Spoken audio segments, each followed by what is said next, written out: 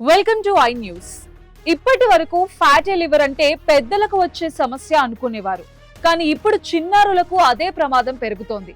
Junk food, mobile screen time, exercise లేకపోవడం వల్ల పిల్లల్లో లివర్ సంబంధిత వ్యాధులు వేగంగా పెరుగుతున్నాయని డాక్టర్స్ హెచ్చరిస్తున్నారు. ముఖ్యంగా 3 సంకేతాలను అస్సలు నిర్లక్ష్యం చేయొద్దంటున్నారు నిపుణులు. మరి ఆ లక్షణాలేంటి?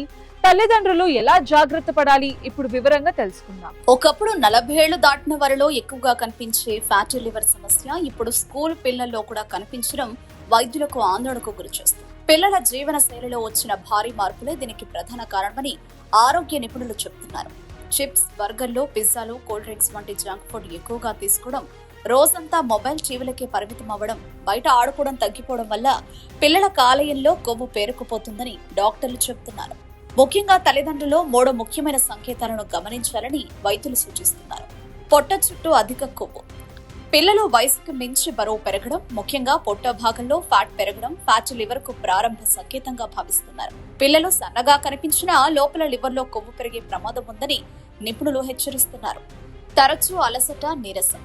ఎక్కువగా ఆడకపోయిన పిల్లలు ఎప్పుడూ అలసిపోయినట్లు కనిపిస్తే జాగ్రత్త పడాలి. శరీరంలోని టాక్సిన్స్ ను బయటకు పంపడంలో లివర్ కీలక పాత్ర పోషిస్తుంది.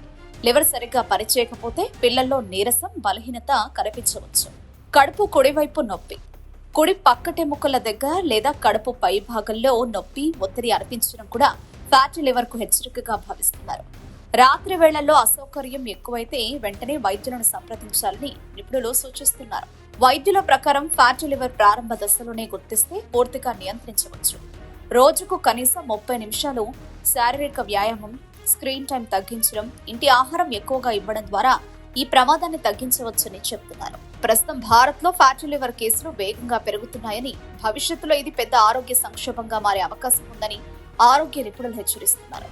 ముఖ్యంగా పిల్లల ఆరోగ్యంపై తల్లిదండ్రులు ఇప్పటి నుంచే ప్రత్యేక శ్రద్ధ తీసుకోవాల్సిన అవసరం ఉందంటున్నారు.